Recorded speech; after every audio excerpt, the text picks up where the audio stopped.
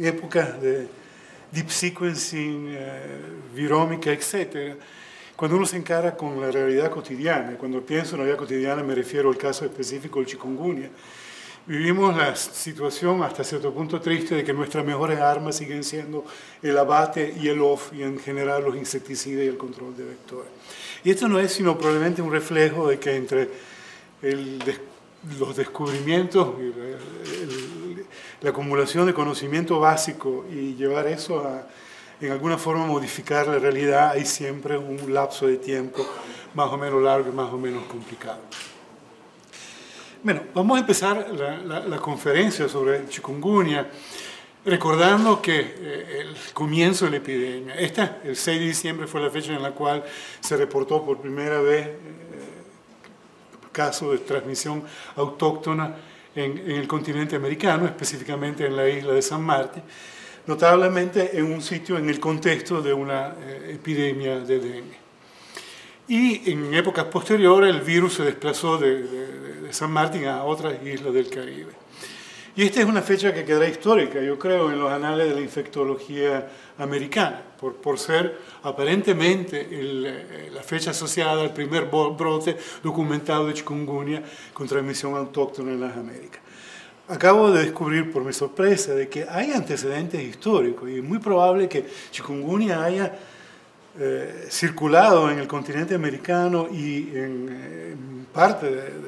como parte de una pandemia que ha afectado al mundo occidental en los comienzos del siglo XVIII. Pero está basado en repertos históricos, descripciones de la enfermedad de la época. Les recuerdo que en esa época no había sido diferenciado dengue y chikungunya, existía una sola entidad y, bueno, y esa es probablemente una de las razones por la cual se considera que esta es una de la primera introducción en el continente. En la clásica representación de la distribución de chikungunya que semana tras semana la Organización Panamericana de Salud presenta en sus boletines correspondientes, mostrando la distribución de los países en donde está ocurriendo la transmisión autóctona en el continente. Se calcula que ya son 40 los países, de los 50 países del continente los afectados. Quizá más interesante digamos que identificar los países donde está ocurriendo la circulación. Es más bien preguntarse qué pasa con los países donde eso no se ha dado todavía. Y a mí por lo menos me llama mucho la atención México, Ecuador y Perú, que son países donde tradicionalmente hay problemas de endemicidad de dengue con un número muy importante de casos, lo cual haría pensar que están dadas perfectamente las condiciones para una rápida expansión de la epidemia a esos países. Tratar de llevar ese mapa que le llevé a algún tipo de evaluación cuantitativa, me tomé la libertad de hacer un gráfico basado en los reportes semanales de la Organización Panamericana de Salud, la cual en la última semana, el último reporte correspondiente a la semana 42, da un valor cumulativo de casos en el continente de aproximadamente 760.000. Fíjense, en la curva anotamos digamos, algunos momentos importantes asociados a la invasión de diferentes países por el virus. Tengo que decir que este dato, en tu caso lo estaba diciendo, estos datos son, los 760.000, son datos muy limitados, son datos relativamente limitados porque corresponden probablemente a un subregistro importante. Algunos países han declarado y han dejado después de reportar. Otra cosa que vale la pena recordar es que de esa totalidad una fracción importante corresponde a República Dominicana. Más de la mayoría de los casos están asociados a la distribución del virus en esta nación. Me hubiera gustado traerles unos datos cuantitativos respecto a la distribución, al número de casos presentes en Venezuela, pero todos estamos familiarizados con la situación actual de nuestro país. Los primeros casos autóctonos han sido identificados en junio, alrededor de la primera y segunda semana de junio del año, pero no ha sido sino hasta entrado en septiembre que ha sido declarada la notificación obligatoria de la enfermedad, lo cual hace que los 1.200 casos reportados hasta la fecha por las autoridades no son sino una muy clara subestimación del problema real. Bueno, vamos ahora a ver algunos aspectos relacionados con el virus y si acaso de la enfermedad.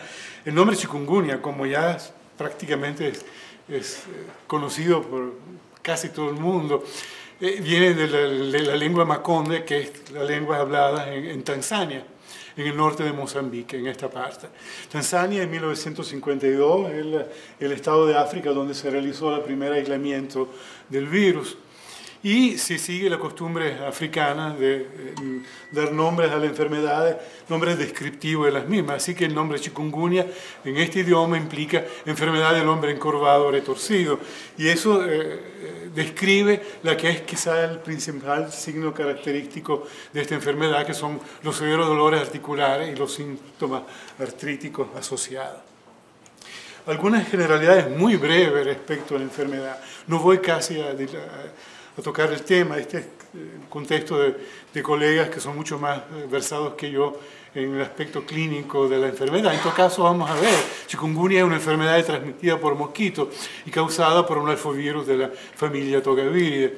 El virus es transmitido por la picada de mosquitos Aedes, principalmente Aegypti y Albopictus, y los síntomas incluyen fiebre y artralgia severa. Y una de las características importantes es que además del episodio agudo, esta enfermedad tiende a producir secuelas y hasta casos de cronicidad en aproximadamente un 20% de los casos. Complicaciones incluyen varios tipos de problemas, incluyendo miocarditis, hepatitis y desórdenes oculares y neurológicos.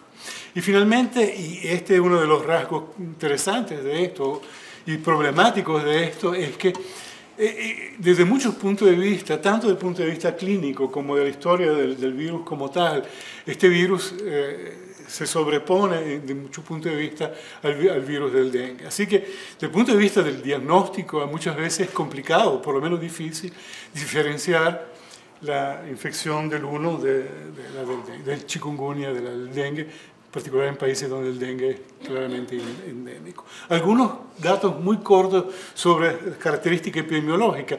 La tasa de ataque es muy alta. Se ha visto, fluctúa entre el 38 y el 63%. Uno de los ejemplos clásicos que siempre se menciona, quizá porque ha sido el mejor y más profundamente estudiado, es el caso de las epidemias de la isla de la Reunión, que ha sido, como les decía, una isla enfrente de Madagascar que tiene aproximadamente 750.000 personas y aproximadamente 300.000 llegaron a infectarse. Otra característica es que, a diferencia de otras infecciones virales, el número de infecciones asintomáticas es relativamente bajo. Probablemente fluctúa de una situación a otra, pero se habla alrededor de menor del 10%, mientras, por ejemplo, en el caso de dengue, las infecciones asintomáticas son un 50%, pueden llegar a un 50% o más. Hay un porcentaje muy bajo de forma atípica y severa, y finalmente la tasa de mortalidad es alrededor de 1 por 1000. En la mayor parte de los casos, la gente digamos que tiene mayor factor de riesgo son recién nacidos, ancianos y pacientes con enfermedades concurrentes. Esto también depende muchísimo del contexto epidemiológico en el cual está ocurriendo la epidemia. Finalmente, estos dos de los protagonistas del evento de transmisión, los dos mosquitos Aedes aegypti y Aedes albopictus, todos hemos oído hablar de ellos, sobre todo el aegypti, gracias además a las campañas para la prevención del dengue. Quizá el aspecto más importante de recalcar aquí es que los dos virus manejan dos nichos ligeramente distintos. Así que mientras Aedes aegypti es un mosquito esencialmente o casi exclusivamente peridoméstico, el Aedes albopictus es más bien, además del ambiente urbano, se mueve en el ambiente rural, tiene una mayor diversidad de sitios de reproducción y una mayor plasticidad en el sentido que se adapta a condiciones climáticas variadas. Y de hecho es, a diferencia del aegypti, un mosquito muy distribuido en ambientes templados y hasta tiene la capacidad de pasar el invierno. Esta es una distribución a nivel mundial de los dos tipos de mosquitos. Fíjense cómo hay una casi completa identidad entre la zona donde aparece dengue y la zona donde digamos, infestadas por Egipti. Egipti se originó de África. El caso del Bopictus es distinto. El Bopictus es de origen asiático y ha sufrido una ampliación dramática de su rayo de distribución a partir de los años 80. Fíjense, en marrón están indicadas las áreas donde recién conquistadas, para así decirlo, por este mosquito. ¿Qué pasa con estos mosquitos en las Américas? En el comienzo del año ha sido publicado un trabajo producto del esfuerzo combinado del Instituto Pasteur y de Osvaldo Cruz, en el cual los investigadores correspondientes hicieron una encuesta entre los mosquitos, tanto de Egipti como Albopictus, que circulan en varios países del continente americano. Los resultados de este estudio fueron muy descorazonadores, en cuanto se detectó de aproximadamente 35 poblaciones de mosquitos estudiadas, en todas, el Aedes de las varias regiones del continente americano resultaron ser vectores eficientes del chikungunya. Aquí están anotadas las respectivas eficiencias de infección para los dos tipos de vectores de diferentes genotipos del chikungunya. Veremos más adelante cómo hay una variación genética importante y los distintos genotipos tienen una diferente habilidad para infectar, en particular el Albopictus. Esto fue publicado creo que fue en agosto en Journal of Virology, cuando en prepublicación estaba desde junio, y el artículo terminaba con una exhortación a los sistemas de salud a tomarse muy en serio lo que venía, porque estaban dadas todas las condiciones por una dramática diseminación del virus. El ciclo de transmisión, el chikungunya el virus ha sido endémico en Asia y en África desde hace bastante tiempo. Sin embargo, los ciclos de transmisión en los dos continentes son distintos o parcialmente distintos. En África, el ciclo de transmisión se basa principalmente, tiene como huésped principal primates no humanos, que se mueven por lo general en la canopia. Y los mosquitos responsables de transmisión son mosquitos arbóreos, primatofílicos, básicamente del tipo Aedes africanos, por ejemplo. La difusión a los humanos ocurre o es limitada principalmente a las poblaciones humanas cercanas a estos focos enzóticos. Este es lo que se llama un foco enzótico. Ustedes reconocerán que esta situación es común a muchos otros arbovirus, pero solamente para algunos ha sido posible el paso de entre este ciclo enzootico y un ciclo urbano con características distintas, donde el huésped principal es el humano y los mosquitos involucrados son los mencionados, principalmente Egipti y en algunos casos también Albopictus. Como este ciclo de transmisión ustedes habrán identificado, es el mismo, no es solamente chikungunya, sino además de dos flavivirus y clásicamente de dengue y fiebre amarilla. Vamos a ver algunos aspectos ahora del virus como tal. El virus pertenece a una familia llamada Togaviridae que tiene dos géneros. El rubivirus, cuyo único exponente es el virus de la rubeola, que es un virus estrictamente limitado a humanos, no tiene huéspedes no humanos. Y finalmente el género de los alfavirus, al cual pertenece el virus de la chikungunya. El género de alfavirus es un género muy complejo que reúne un grupo muy amplio de virus con características y distribución muy distintas. Se cree, basado en recientes descubrimientos análisis filogenéticos, que el virus originalmente se origina de animales acuáticos y que han pasado después a infectar animales de tierra firme. Sea cual sea el origen, es fácil identificar dos grandes líneas evolutivas, esta y esta, que se caracterizan además por haber originado una diversidad de virus, caracterizados por un lado, en este caso, por su localización geográfica. En verde son virus del Nuevo Mundo, en estos de aquí, estos son virus del Viejo Mundo, estos son virus del Viejo Mundo y estos los virus del Nuevo Mundo. además de esta diversidad geográfica, o mejor dicho, esta diversidad geográfica correlaciona además con el tipo de enfermedades que estos virus tienden a producir. Así, los virus del Nuevo Mundo, entre los cuales reconocemos el virus de la encefalitis venezolana, encefalitis del Este, etc., son virus cuya principal patogenicidad, por lo menos para el huésped humano, son de tipo encefalitis.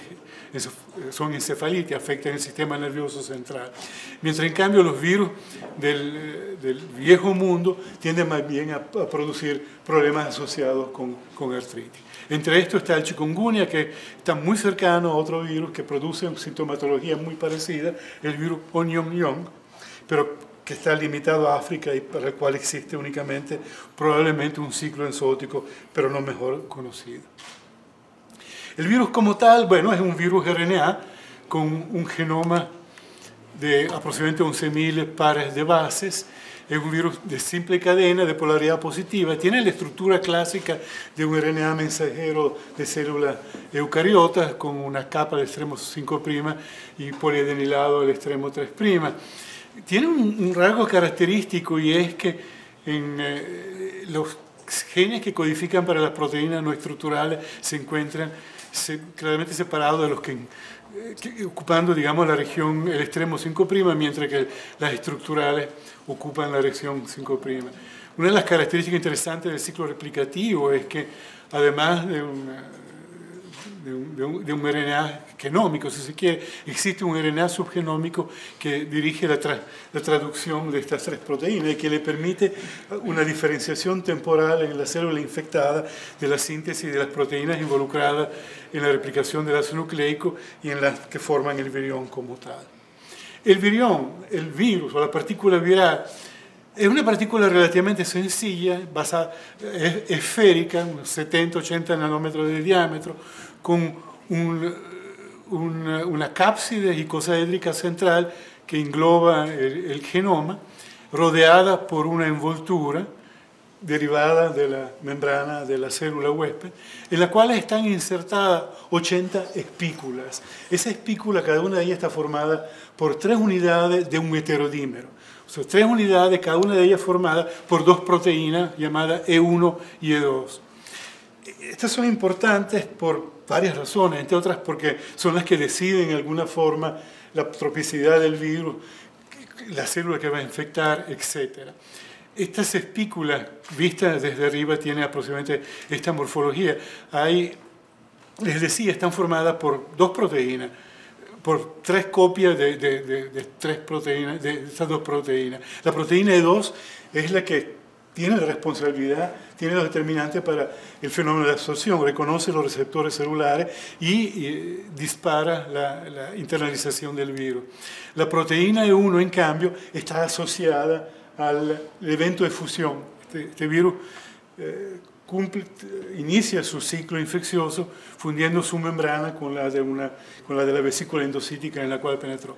Así que estas 2 proteínas son claves y hago referencia explícita a ellos porque veremos cómo algunas de las propiedades epidémicas, si se quiere, del virus están asociadas a mutaciones en estas proteínas. Además, sobre estas proteínas están los epítopes sobre estas proteínas están los epítopes anticuerpos contra los cuales representan el principal mecanismo de solución de la infección por el huésped humano. Si bien existe un solo serotipo de este virus, el virus tiene una diversidad genética importante y se han identificado por lo menos 3 genotipos clave. Vamos a verlo, bueno, son 2 de ellos en África, el genotipo de West África y el genotipo del África del Sur Central llamado, y Suráfrica llamado EXA, y finalmente un genotipo asiático. Una forma quizás más clara de ver la presencia de estos diferentes variantes genéticas y su historia en las epidemias recientes es esta.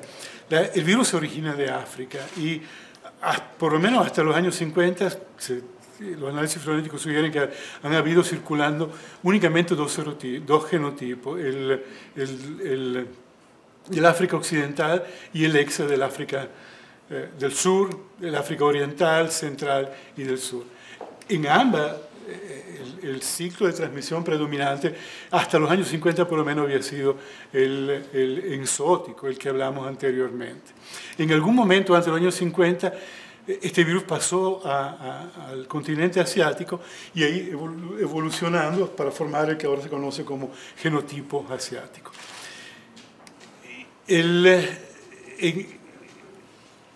Un cambio dramático en los patrones epidemiológicos de este virus ocurre en la década del año 2000. En el 2004 se dispara una serie de epidemias, primero en la costa este de África, luego en la isla Comoras, isla de la Reunión, y finalmente en Asia, primero en la India y después en otros países, llegando hasta Europa, una epidemia muy dramática, que incluía muchísimos casos y con una severidad nunca vista antes.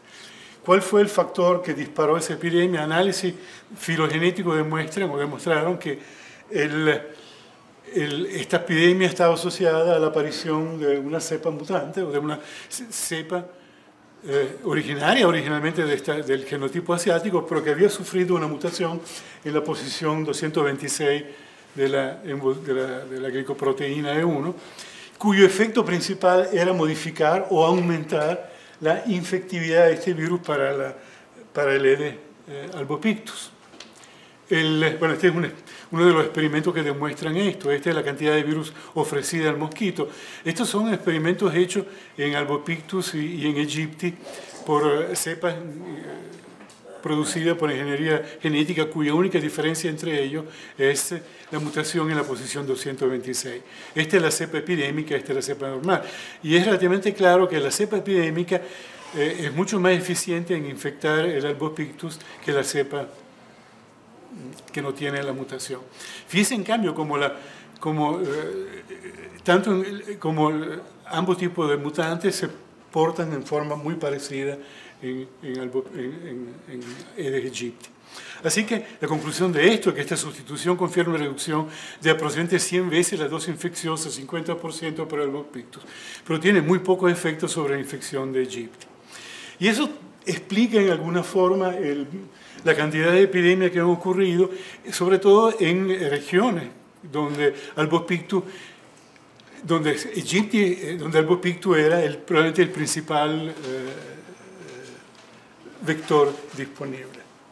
Una pregunta que uno se plantea es, bueno, si esta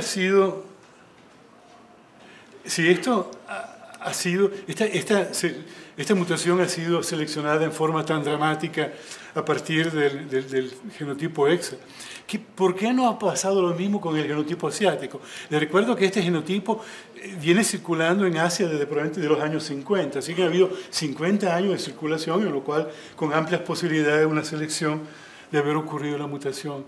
Y la explicación que se ha propuesto es que esta mutación, que tiene efectos tan dramáticos cuando ocurre en virus del genotipo EXA, sin embargo, en el background genético de las cepas asiáticas no tiene efecto. La razón siendo de que para que tenga efecto hace falta una segunda mutación en la posición 98 del mismo polipéptido de la misma proteína. Mutación presente en las cepas africanas, pero no en el viejo linaje asiático. Traigo esto a colación porque les anticipo, la cepa que llega a las Américas es la cepa del linaje asiático. Y por lo tanto, bueno, por lo menos tranquilizador el hecho de que no hay perspectivas inmediatas de que ocurran mutaciones que pudieran aumentar la transmisibilidad del virus vía la transmisión más eficaz por un segundo vector. Aquí quise muy brevemente tratar de ver, bueno, estas dos mutaciones, cuál es el efecto básico, el efecto estructural que estas mutaciones implican. Estas mutaciones ocurren, como les mencionaba, en la proteína E1, que es una proteína asociada a esta espícula, y es la proteína responsable de la fusión de las dos membranas. La fusión ocurre gracias a una parte de la proteína que es el péptido de fusión, que es que ocurre aquí. Y la proteína 226 ocurre en este loop conocido como el IJ loop. Esta es una visión ampliada. El mecanismo, claro, no ha sido dilucidado, pero es por lo menos claro que evidentemente está relacionado con el evento de fusión, que es un evento básico para que ocurra el ciclo replicativo del virus en la célula. Finalmente, la situación americana. Esta es un árbol filogenético que muestra la posición de las cepas, de las primeras cepas reportadas en las Américas, son cepas en San Martín, y es claro que pertenece al genotipo asiático y está muy cercano a una cepa, unas cepas virales que han circulado en las Filipinas, han sido responsables de una epidemia en las Filipinas, en Micronesia, y en Micronesia en el año 2012-2013. Un segundo árbol, básicamente lo mismo. Este es el primer árbol filogenético, esta es la primera secuencia de genoma completo de una cepa aislada en las Américas, de las British Virgin Islands. Y otra vez se repite lo mismo, la cepa es muy parecida a una cepa aislada en las Filipinas. Para darles una idea de los prácticamente 11.000 nucleótidos que compone el genoma, hay apenas 19 sustituciones entre las dos cepas. Así que, bueno, este es el virus con que tenemos que lidiar. Finalmente es la distribución de los genotipos, por lo menos hasta septiembre. Esto va cambiando prácticamente día a día. Decirle algo respecto a las posibilidades de vacuna. Uno de los aspectos, si se quiere, frustrantes, bueno, ya lo mencioné, pero uno de los problemas es que aun cuando desde hace muchos años se han planteado y se han desarrollado prospectos o varias estrategias de vacuna para prevenir la infección por este virus, en la práctica nada más que 2 de ellas han alcanzado fase 1 o fase 2. La estrategia convencional de un virus vivo atenuado, producido por el USAMRIID, y que llegó en el año 2000 hasta fase 2, o sea, hasta una prueba de inmunogenicidad. Sin embargo, la producción o estudios anteriores con esta vacuna fueron descontinuados, en parte porque quizá no había suficiente interés por el USAMRIID en esa época, en parte porque en la prueba de fase 2, algo así como un 10% de las personas vacunadas mostraron algún signo de problemas artríticos, lo cual quizá no hacía la vacuna ser realista. Ha habido otra estrategia, bueno, más a mencionar esta, porque es quizá la que esté más cercana a llegar al público en general. Es una vacuna tipo VLP, basado, que eso quiere decir virus-like particle. Las VLP prácticamente son partículas virales producidas en células transfectadas en las cuales son expresadas las proteínas estructurales del virus. Estas son proteínas que tienen una tendencia a autoensamblarse y originan partículas prácticamente idénticas, a veces estequiométricamente idénticas a las partículas virales nativas, pero obviamente sin el genoma.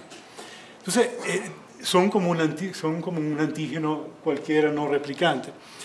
Y estos son interesantes por 2 razones. Una, por ser un antígeno replicante, no pone el problema que muchas vacunas de virus vivos tienen de la evolución del virus hacia formas, por ejemplo, más virulentas o en este caso, a transmisión por insectos. Y una segunda, por ser, otra vez, un antígeno no replicante, no requiere de las medidas de seguridad en la unidad de producción, lo cual, por lo menos en esta prueba, demostró ser segura, sin producir un tipo de problema y inmunogénica.